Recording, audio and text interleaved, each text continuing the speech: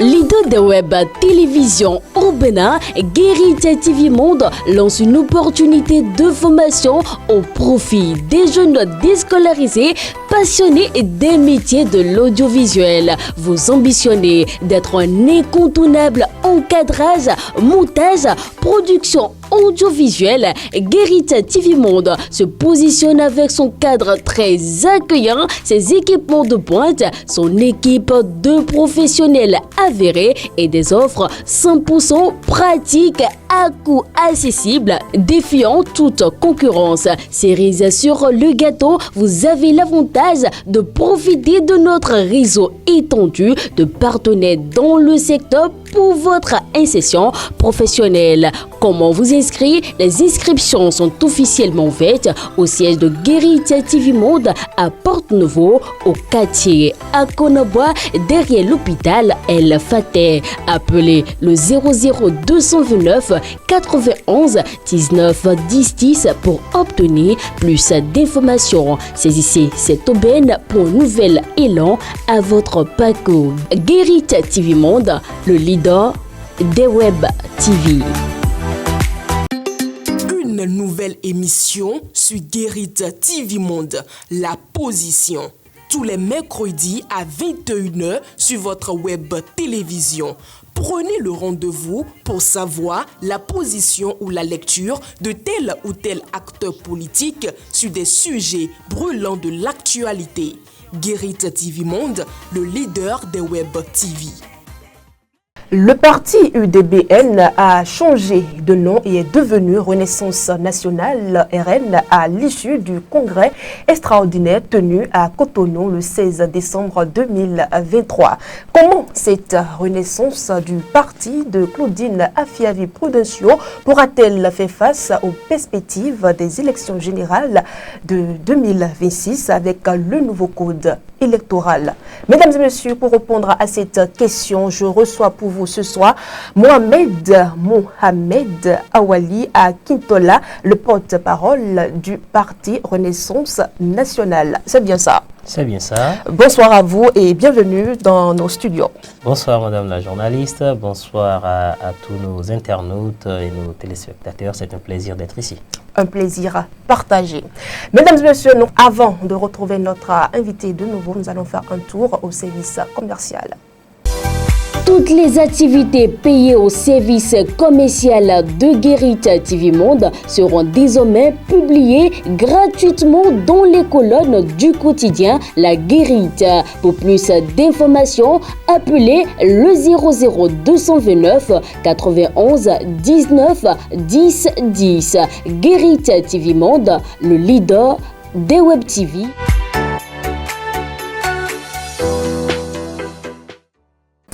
De retour sur ce plateau avec notre invité Mohamed Awali Akintola. Pourquoi le parti RN n'a-t-il pas fait de déclaration après sa rencontre avec Patrice Talon? Votre question me surprend puisque le parti a bien et bien fait une déclaration. Pas une déclaration publique? Bien sûr que oui. Déjà dans le jardin du palais de la Marina, nous avons répondu aux questions des journalistes. Contrairement au parti Mouel Bénin qui a sorti officiellement un communiqué public pour annoncer de quoi il était réellement question au cours de cette rencontre. Les communiqués de presse ne sont pas les seuls moyens de communication dont disposent les partis politiques. Chaque parti est donc libre de choisir ce qui lui convient. Pour ce qui nous concerne, on a estimé que toute l'information avait déjà été en premier lieu distillée dans l'élément audiovisuel qui a été pris par la télévision nationale, ce qui est apparu également sur le site d'information du palais de la présidence. Et puis, en ma qualité de porte-parole du parti, j'ai également, comme je suis en train de le faire aujourd'hui, été invité sur plusieurs plateaux où j'ai donné la quintessence de notre séance avec le président de la République pour le grand public. Et les responsables du bureau politique ainsi que ceux des coordinations ont également été instruits parce qu'ils ont reçu des informations à l'interne sur le contenu de la séance avec le président de la République, avec pour mission d'en informer les différentes cellules à la base du parti Renaissance Nationale. Donc, il n'y a pas en fait à chercher midi à 14h, rien n'obligé à faire un communiqué de presse ou à organiser une conférence de presse ou un congrès extraordinaire pour dire ce que nous avons dit avec le président de la République en 1 heure de temps. Alors, quelle est alors la position du RN sur la création d'un cadre de concertation pour les partis de la mouvance présidentielle? C'est une initiative que nous applaudissons puisque nous l'avons appelée de tout notre corps, de toute notre voix, plusieurs reprises depuis des années. Puisque la logique voudrait, dans le cadre du renforcement du système partisan, que les partis qui se retrouvent d'un camp ou de l'autre puissent avoir des couloirs officiels, hormis tout ce qui est officieux, afin de discuter de tout ce qui est synergie d'action, soit pour accompagner le président de la République, son gouvernement et son programme d'action pour ceux qui sont de la mouvance présidentielle, mais également ceux qui sont de l'opposition devraient avoir un cadre de concertation parce qu'au-delà de tout, nous jouons tous des rôles pour le bien-être de la population, de la mouvance ou de l'opposition. Donc le Parti Renaissance Nationale a appelé à cette initiative-là depuis longtemps. Est-ce parce que le chef de l'État a initié la création du cadre de concertation que vous trouvez cela opportun aujourd'hui? Non, puisque nous en avons parlé à plusieurs reprises. Quand je dis que nous en avons parlé, ce n'est pas dans les quatre murs de notre parti politique. C'est sur des plateaux comme ceux-ci que nous avons toujours chanté qu'il faut qu'il y ait un cadre de concertation des partis de la majorité présidentielle. Donc je dirais que le président, c'est plutôt lui qui a répondu à cet appel-là et non nous qui aurions trouvé que c'est opportun. Ça coule de source, c'est logique. Aucune loi de la République ne l'interdit, bien au contraire, ça l'encourage. Et vous savez, la mouvance présidentielle a intérêt à ce que ce cadre-là existe. Cela ne veut pas dire que nous sommes en train de faire une fusion des partis politiques, non. Mais nous regardons dans la même direction, juste que nous avons choisi des moyens d'action peut-être un peu différents, peut-être que nous avons choisi des stratégies un peu différentes, peut-être que nos idéologies ne sont pas forcément les mêmes. C'est ça qui fait que nous avons plusieurs partis, mais nous nous recoupons quand même sur l'essentiel qu'est le programme d'action du gouvernement, la vision qu'implémente le président de la République. C'est la raison pour laquelle nous le soutenons. Pour lui donc être plus utile, il nous faut nous unir davantage afin que la force qui sera générée de cette union-là puisse servir au président de la République et surtout puisse aller dans le sens du bonheur et de la prospérité pour nos populations. Donc le cas de concertation, aujourd'hui plus que jamais, s'avère une obligation pour nous et pour tous les partis politiques ainsi que le gouvernement et son chef. Mohamed Awali, quel rôle le parti RN pourrait-il jouer dans ce cadre malgré son faible nombre d'électeurs? Oui, en fait, ce cadre de concertation n'est pas un lieu où on brandit les muscles par rapport au nombre d'électeurs qu'on a eu ou au nombre de sièges que l'on a eu. Parlions-nous du nombre de sièges à l'Assemblée nationale, que nous dirions que ce débat ou ce cadre-là, excusez-moi, se retrouve déjà à l'Assemblée nationale. Si nous voulons parler des conseillers communaux pour chaque parti politique, eh bien ça se fera dans les conseils communaux et des mairies. Non, nous sommes en train de parler de l'animation de la vie politique. Nous sommes en train de parler du bilan du travail qui a été fait pendant 8 ans, mais également des perspectives pour les bonifier pour le temps qui reste au président de la République. Donc il s'agit d'abord de cadres de parti. Il s'agit d'acteurs politiques qui sont en contact avec la population et qui sont à même de porter leur voix auprès du président de la République, mais également dans un cadre beaucoup plus ouvert d'autres acteurs de la majorité présidentielle qui siègent dans les instances que sont l'Assemblée nationale et les conseils communaux. Pour donc dire que faible représentativité ou pas n'est pas le critère de sélection pour appartenir au cadre. Mais est-ce que le RN est sûr et certain de se faire entendre dans ce cadre de concertation? Je ne vois pas pourquoi ce ne serait pas le cas, puisque des intellectuels, des cadres, des têtes bien pensantes vont s'asseoir et vont faire le marchandage, si vous voulez, de la matière grise. Donc tout ce qui pourrait être utile et critique de façon constructive est la bienvenue dans ce cadre-là. C'est l'idée même du cadre de concertation. C'est de la discussion. Ce sont des échanges, ce sont des points de vue jusqu'à ce qu'on harmonise cela et qu'on se dise le meilleur chemin à prendre, la meilleure chose à faire pour que ce que nous avons promis à la population puisse être réalisé, c'est d'aller dans tel ou dans tel sens. Et donc chacun se replie maintenant et au sein de son parti politique avec ses militants à la base et face à la population, transmet le message, implémente les actions qui ont été décidées. Donc il ne s'agit pas, comme je l'ai dit, d'aller faire un bras de fer. Dans ce cadre de concertation-là, non, c'est constructif. Chacun amène ce qu'il sait, l'information qu'il a, le savoir qu'il a, afin qu'on puisse ensemble construire quelque chose d'utile et de profitable pour tous. Ça ne doit pas être facile face à la grande formation politique de la mouvance présidentielle. Je parle bien de l'UPLO Renouveau. Pourquoi vous faites une sorte de dualité ou de contradiction entre ces deux-là dans le cadre de cas de concertation? Pourquoi vous y voyez... C'est une manière de voir les choses. On parle de l'UPLO Renouveau qui est une grande formation et qui dispose, qui est d'abord la majorité, qui a la majorité au Parlement, et nous connaissons bien son imposition sur l'imposition politique au plan national, comparativement à votre parti politique Renaissance Nationale. On voit déjà qu'il y aura quand même un bras de fer entre ces partis de la majorité présidentielle et votre parti politique.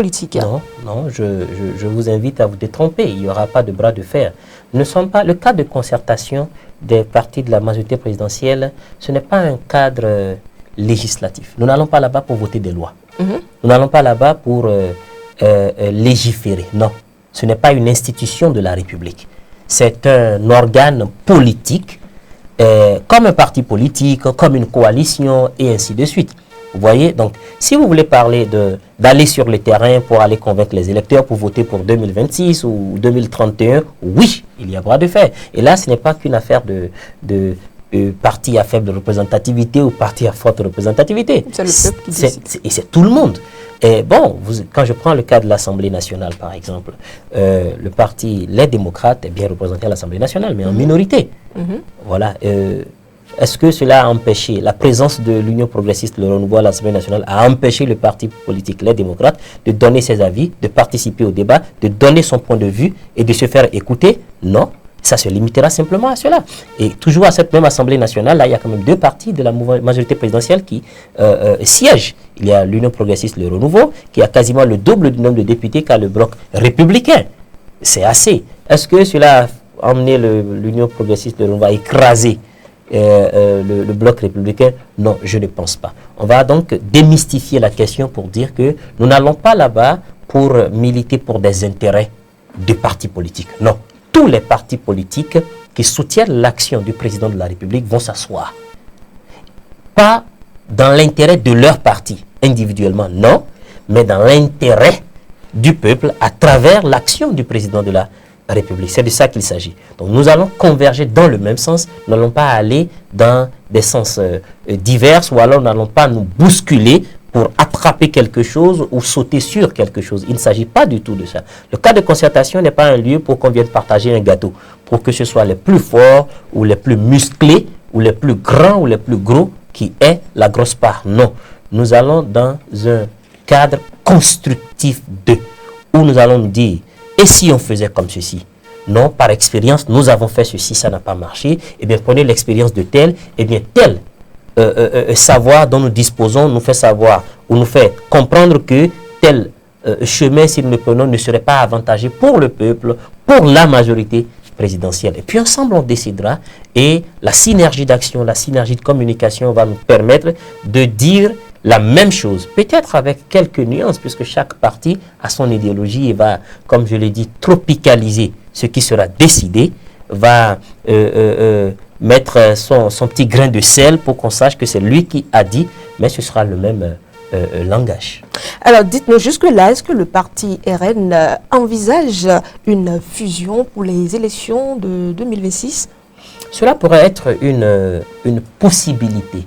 Mais à l'heure où nous sommes en train de parler... Et pourquoi parlez-vous d'une possibilité? Oui, parce que quand je dis une possibilité, c'est qu'il y en a au moins 3, 4 ou 5 même qui, dans les réflexions de tout le monde, de l'individu lambda qui s'intéresse un peu à l'arène politique, au code électoral, aux enjeux des élections de 2026, vous pouvez imaginer 5, 6, 7 schémas possibles pour que le parti Renaissance Nationale puisse participer à ces joutes électorales-là. Donc je dis c'est une possibilité parmi tant d'autres.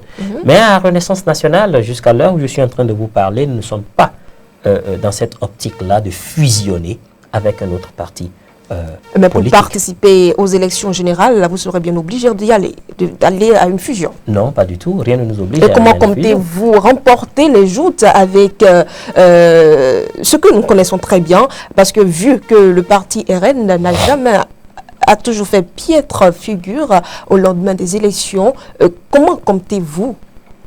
Le parti n'a pas fait piètre figure, le parti a capitalisé des participations à des échéances électorales. C'est comme ça que nous voyons les choses à notre niveau, puisque ça se construit dans le temps.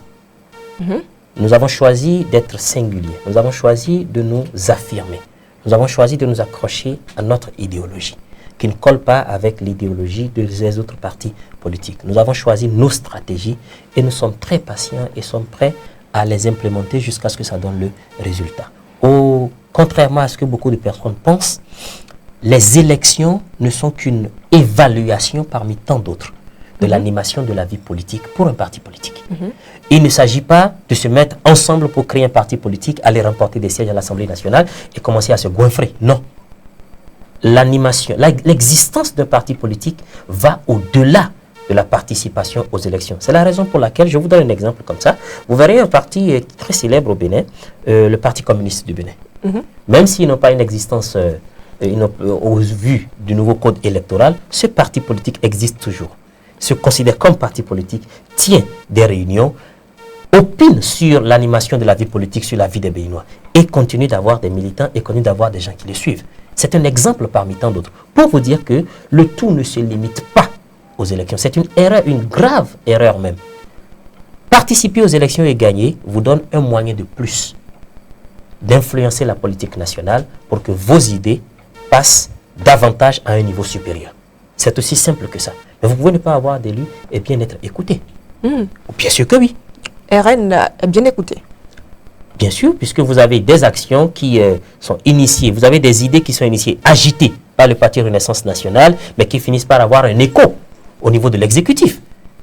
C'est très important. Il faut comptabiliser cela aussi. Il faut capitaliser cela. J'en viens à la question de la fusion pour dire que la participation aux élections est sujet au respect des dispositions du code électoral. Et nulle part dans le code électoral ou la charte des partis politiques en République du Bénin, il n'est dit que tel parti doit forcément fusionner avec tel autre parti. Je vais aller plus en détail. Le problème, c'est que vous êtes en train indirectement de taguer la question du seuil des 10% à la nationale, qui est passé maintenant depuis le nouveau code électoral qui a été promulgué par le président de la République à 20% dans chacune des circonscriptions électorales. Oui, mais vous oubliez également que les 20% là, c'est 20% du suffrage exprimé par la population. Oui. Sur quelle base estimez-vous que le Parti Renaissance nationale allant aux élections en singleton ne pourrait pas finir par rallier à sa cause 20% de ces suffrages-là? Dites-nous. Non, c'est une question rhétorique pour dire que absolument rien n'est figé d'avance. Nous avons connu des partis politiques qui n'existaient pas, qui se sont constitués, se sont conformés au code électoral de 2023, sont allés aux élections et ont pu avoir des députés à l'Assemblée nationale. Vous voyez, donc c'est pour vous dire que beaucoup de choses peuvent se passer entre aujourd'hui et 2026. Très bien. Toujours dans ce même code électoral-là, il y a la possibilité que le Parti Renaissance nationale aille aux élections avec un accord de gouvernance. C'est prévu. Et cet accord de gouvernance réduirait donc la barre à la nationale à 10%. Et donc les circonscriptions dans lesquelles le parti pourrait faire davantage d'efforts pourraient lui permettre de lever des sièges à l'Assemblée nationale et des sièges au niveau des conseils communaux. Donc voilà autant de possibilités pour Renaissance nationale de lever des sièges aux prochaines élections couplées de 2026. Ajouté au fait que nous sommes dans un processus de construction idéologique et chaque jour que Dieu fait, nous sommes convaincus du fait que le nombre s'agrandit. Est-ce que cela sera aussi grand que nous le voulons ou dont nous en avons besoin pour 2026? On ne saurait le dire parce que le terrain politique est un terrain très mouvant. Chaque jour, vous avancez, vous implémentez des idées et vous évaluez l'impact de ce que vous avez fait. Le plus important pour nous, que ce soit aujourd'hui hors de l'Assemblée nationale ou hors des conseils communaux, nous n'avons pas baissé les bras. Je suis là aujourd'hui sur votre invitation pour parler de la position du parti, de l'idéologie du parti, des actions du parti. Et quelles sont alors aujourd'hui les ambitions du parti? Les ambitions du parti, déjà, c'est de continuer à exister pour le bonheur des militants qui la composent, parce que ces militants ne sont pas des Nigériens, ce ne sont pas des Français, ce ne sont pas des Burkinabés, ce sont des Béninois qui croient en cette idéologie-là, qui adhèrent et qui ont leur carte de membre et qui disent « nous sommes RN ». Donc d'abord, satisfaire, c'est le désir de ces militants-là d'exister à travers le parti politique et dans un futur très proche, on en a déjà parlé, participer aux élections, lever des sièges afin que notre voix soit à un autre niveau plus porté. Le parti RN continue quand même de participer aux élections malgré ces résultats modestes. Mais pourquoi? C'est parce que vous avez des électeurs qui comptent sur vous, bien qui ont l'espoir sur le parti, mais pourtant, on ne vous voit pas siéger. Bon, j'ai l'impression que vous reprenez la même question autrement, peut-être en espérant une autre réponse. Je ne sais pas. Prêtez-moi alors la réponse pour que je vous la Je ne saurais le dire, hein, vous êtes la seule personne à pouvoir nous le dire. Donc, j'ai dit ce que j'avais à dire par rapport à cette question-là pour dire, je vais reformuler la question, ma compréhension de la question. Vous n'avez pas pu lever des sièges dans le conseil communal en 2020 et en 2023, vous avez participer aux élections, vous n'avez pas pu avoir des députés à l'Assemblée nationale. Tout à fait. Pourquoi est-ce que vous ne baissez pas les bras? Les bras. Nous aurions baissé les bras si notre objectif était juste d'envoyer des députés à l'Assemblée nationale pour avoir des voitures Toyota Prado 4x4 ou avoir des avantages qui sont liés à la fonction. Ça n'a jamais été notre objectif à Renaissance nationale. Ça n'a jamais été notre vision. Notre vision, ça a été une vision basé sur une idéologie nationaliste qui veut que le Bénin se développe et que le citoyen lambda béninois se retrouve dans la fierté d'appartenir à ce peuple-là de par son développement autant communautaire qu'individuel. C'est ça notre idéologie. Et tant que nous n'aurons pas atteint ça, nous continuerons à nous battre et nous continuerons à implémenter toutes les stratégies licites permises par la loi pour y arriver. Alors, le parti serait-il prêt à soutenir le duo de la mouvance présidentielle pour l'élection de 2026? Cela arrivera puisque la question, elle est sur toutes les lèvres. La réponse n'est jusque-là pas encore connue. Oui, ce cas de concertation sera certainement l'occasion pour que la candidature du duo qui participera au nom de l'actuelle mouvance présidentielle puisse être déterminée. Lorsque nous en serions là, puisque nous participerons à ces débats-là, à ce choix-là, eh bien la cohérence, la pertinence intellectuelle voudrait donc qu'on s'aligne derrière ces candidats-là que nous aurions ensemble choisis pour siéger en notre nom à la tête de l'État. C'est vrai que vous avez commencé par aborder le code électoral depuis un moment, mais dites-nous, pensez-vous que ce code est exclusif comme le prétend le parti de l'opposition? Et c'est de bonne guerre. C'est de bonne guerre parce que lorsque vous devez participer à une compétition et que vous avez l'impression que le vent n'est pas en votre faveur, oui, vous parlerez d'exclusion. Vous aurez remarqué qu'au lendemain du vote du code électoral, le parti Renaissance nationale ne s'est pas jeté dans la polémique de tout le monde. Nous avons été très actifs lors de la proposition de révision de constitution. Notre position a été très tranchée. Au sein de la mouvance présidentielle, nous ne sommes pas un parti de suivisme. Nous sommes un parti critique, constructif au sein de la majorité présidentielle. C'est pourquoi parfois nos prises de position semblent ne pas aller dans le même sens que, ou la prise de position des autres partis de la majorité présidentielle semble ne pas aller dans le même sens que le nôtre. Pour dire que nous avons élu le président Patrice Talon sur un projet de société dont le mot maître était réforme. Réforme. C'est sur cette base que le peuple béninois a voté pour lui. On ne saurait donc lui en vouloir de respecter sa promesse, sa parole qu'il a donnée, ou alors de rendre réalité cette promesse qu'il a faite au peuple béninois. Il a dit, nous avions l'habitude de faire les choses dans la pagaille, on ne peut pas se développer dans le temps dans ce genre de mode de gestion. Eh bien, réformons. Les réformateurs n'ont jamais été appréciés au début des réformes. Le président de la République dit ce qui suit. La pléthore de partis politiques pour un petit pays comme le Bénin pose problème et ralentit le développement. Il faut renforcer le système partisan. Oui, sa manière de renforcer le système partisan pourrait ne pas plaire. Quand je prends le parti Renaissance nationale, les lois ne sont pas super favorables. On en a parlé tout à l'heure. Mais il faut être logique et cohérent. Si aujourd'hui, cela ne nous avantage pas, ça ne veut pas forcément dire que c'est la loi qui est mauvaise. C'est peut-être notre posture par rapport à la loi qui n'est pas bonne. Nous voyons cela comme un défi à Renaissance nationale. Oui, le parti d'opposition présent à l'Assemblée nationale a beaucoup critiqué.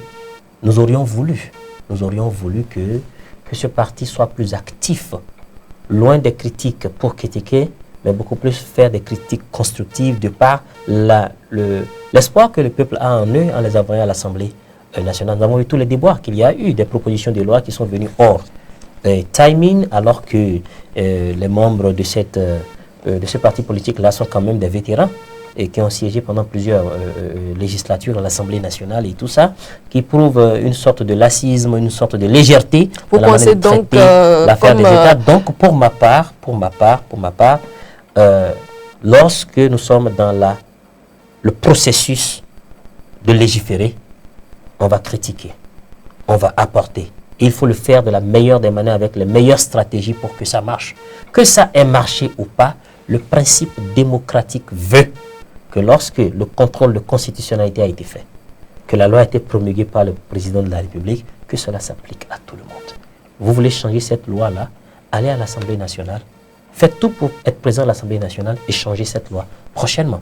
Il n'y a aucune autre manière de changer les choses. Et donc, pour quelqu'un qui veut avancer, il vaut mieux ne pas rester dans le déni.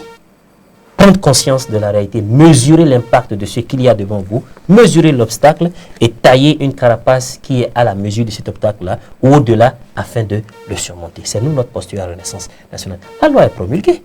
Elle s'applique à tout le monde. Nous sommes dans une république. Nous avons choisi la démocratie depuis 1990. Lorsque nous envoyons des gens à l'Assemblée nationale et qu'ils sont en majorité, qu'ils décident de quelque chose, cela s'applique à la minorité. Eh bien, qu'est-ce que vous voulez? Il faut donc aller dans ce sens-là et maximiser le bien qui s'y trouve. Il viendra un moment où ce sera beaucoup plus relax pour tous, mais il n'y a pas de félicité sans sacrifice. C'est à croire que RN n'est pas du tout menacé par ce nouveau code électoral. Si RN est menacé par ce nouveau code électoral-là, raison pour laquelle RN maximise ses forces à l'interne, réduit ses faiblesses et veut saisir tout ce qui est opportunité pour contourner cette menace-là. Alors, Mohamed Awali Akintola, les exigences du nouveau code électoral permettront-elles des élections libres et transparentes au Bénin en 2026? La liberté des élections s'évalue à la garantie, d'accord, que la loi donne à tout citoyen béninois de participer à ces élections-là, soit en tant qu'électeur ou en tant que candidat, sans contrainte. Cela est une garantie de la Constitution. La Cour constitutionnelle a déclaré ce code électoral conforme à la Constitution. Ça veut dire que pour moi, cela c'est OK. La transparence des élections se trouve dans l'organisation. Il y a des organes tels que la Sénat et autres qui sont impliqués dans ce processus-là. Et surtout, la transparence des élections réside également dans la participation active des partis politiques. Vous savez, vous pouvez faire de la campagne, avoir plus de 60% de la population qui vous suit. Mais lorsque vous votez, ou lorsque vous encouragez les gens à voter pour vous, et que vous ne finissez pas le processus, c'est trop facile de venir crier qu'il y a fraude ou qu'il n'y a pas de transparence. Il y a la loi qui garantit le fait que vous devez mettre des mandataires à des bureaux de vote. L'action politique, elle, est commune à tous les citoyens béninois. Je vous donne un exemple. Dans beaucoup de pays d'Occident, les mandataires dans les bureaux de vote sont des volontaires.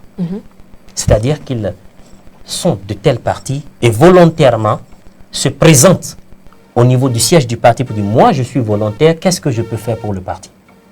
Coller des affiches, faire du porte-à-porte. Le jour des élections, moi, je vote dans tel poste, donnez-moi un mandat pour surveiller nos votes là-bas. Est-ce que c'est la réalité chez nous au Bénin? Non, les mandataires, nous sommes obligés de courir derrière eux, de les payer pour le travail. Parfois, ce sont des militants ou pas du parti, et ainsi de suite. Tant que ce paradigme-là ne sera pas changé, eh bien, accepter que certains doutent de la transparence des élections, mais cela ne relève pas de l'exécutif.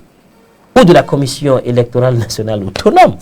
C'est aussi la responsabilité des partis politiques que nous sommes et par ricochet la responsabilité de chaque citoyen béninois. Nous voulons des élections transparentes, impliquons-nous pour que les élections soient transparentes parce que personne n'a empêché personne de voir dedans.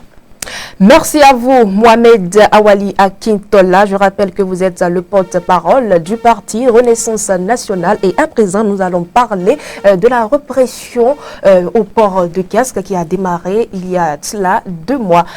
Awali, dites-nous, que pensez-vous de cette répression?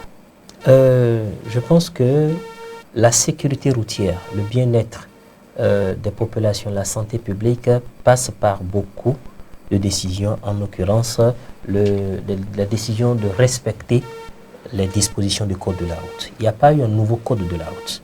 Ce code de la route existait et tous ceux qui ont passé des permis de conduire ont dû apprendre ce code-là et passer des examens. La ceinture de sécurité par ici, l'excès de vitesse par là, la lecture et la compréhension des panneaux de signalisation. Les conducteurs de moto également sont censés connaître ce code-là avant de monter sur la route. De 2, le port du casque. Le port du casque est une obligation. Cela n'est pas nouveau pour le Béninois lambda. Pour le passager, oui. Le passager du moto. Oui, bien sûr. Mais l'information autour de cela est peut-être nouvelle. Vous voyez, mais le port du casque est une obligation pour tous ceux qui circulent sur la route et qui sont sur des moyens roulants. Vous voyez, autant pour le conducteur que le passager. Maintenant, encore que là, la répression n'a pas commencé sans sensibilisation. Vous voyez, nous avons été tous témoins du fait que le gouvernement, à travers ses organes, a beaucoup sensibilisé. Les mairies se sont impliquées à des moments donnés. C'est un peu dommage, d'accord, que des citoyens qui tiennent à leur propre vie. Vous voyez, parce que chaque être humain est un investissement. Hormis l'investissement public, c'est un investissement de sa famille, c'est un espoir pour sa famille. C'est donc beaucoup de risques que nous prenons pour peu. Je sais qu'on va me dire non, on n'a pas d'argent, la situation sociale et économique est ci, elle est ça. Oui, je le sais. Mais c'est une question de priorité, ça veut dire qu'on n'a pas suffisamment valorisé. C'est ça. Merci pour m'avoir prêté ce mot-là. Lorsque je m'imagine tomber de moto et me fracasser le crâne contre le sol, et à côté de 10 000 francs pour un casque, ou 8 000 ou 5 000 pour un casque, quand même les amis, quand même. Pour dire que la répression n'a pas commencé sans sensibilisation. Beaucoup n'ont peut-être pas pu se conformer. Les agents des forces de l'ordre qui ont à charge cette répression-là se sont donc mis dans la danse pour accomplir leurs tâches républicaines, mais nous avons quand même constaté beaucoup d'excès de zèle, beaucoup de déboires.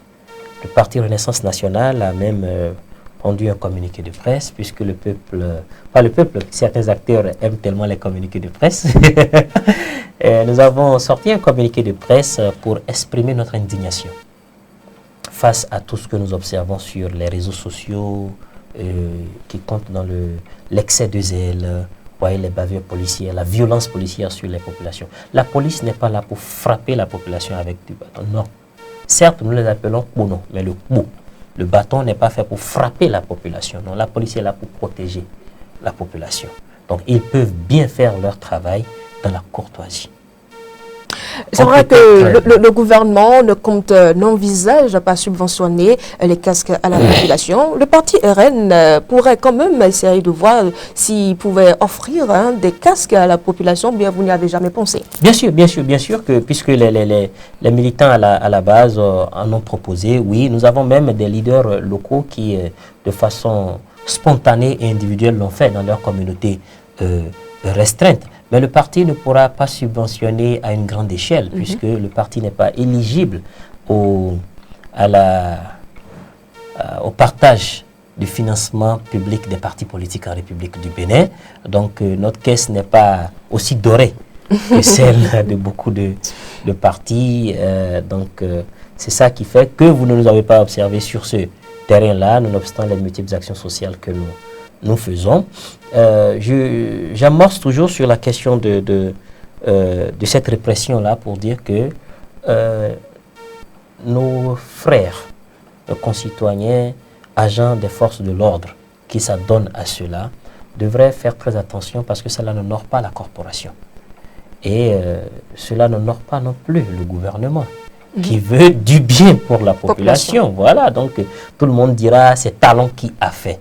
Et le Talon n'est pas sorti dans la rue pour frapper quelqu'un. Le Talon ne peut même pas se permettre de donner l'ordre à un policier de frapper, fracasser le crâne d'un bébé derrière sa maman, ou alors de rosser un citoyen avec des... Non, non, même il faut respecter la dignité du Béninois. Nous invitons par la même occasion nos concitoyens au respect de la côte.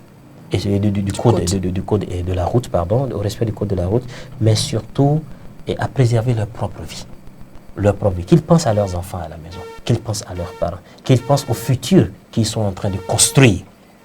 Et main dans la main, ensemble, nous allons quand même pouvoir bâtir une nation prospère où il y a la sécurité pour tous et où la cohésion nationale est un enjeu capital qu'on pourra atteindre. Nous allons à présent aborder cette actualité concernant le Sénégal qui est dirigé depuis quelques jours par Bassirou Diomaye Faye, Awali Mohamed, Awali Akintola, j'ai tendance à laisser le Mohamed. Dites-nous, que pensez-vous de ces élections qui a permis à Bassirou Diomaye Faye de venir aujourd'hui à la tête de la présidence, et on parle d'un jeune âgé de 44 ans. En effet.